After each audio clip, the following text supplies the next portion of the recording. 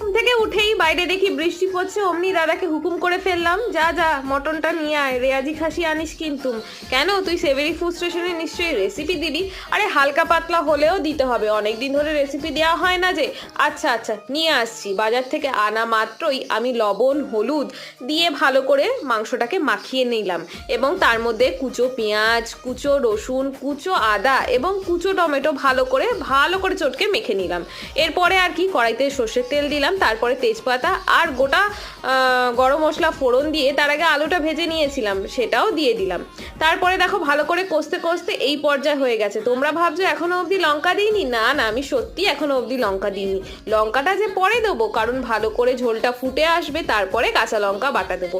আজকে পুরোপুরি কাঁচা লঙ্কা বাটাতেই আজকে রান্নাটা কমপ্লিট করব। আর এই যে লাল রংটা দেখতে পাচ্ছ একটু হালকা হালকা লাল হচ্ছে, সেটা কিন্তু অবশ্যই টমেটোর জন্য। এইভাবে হালকা পাতলা করে মটনের ঝোল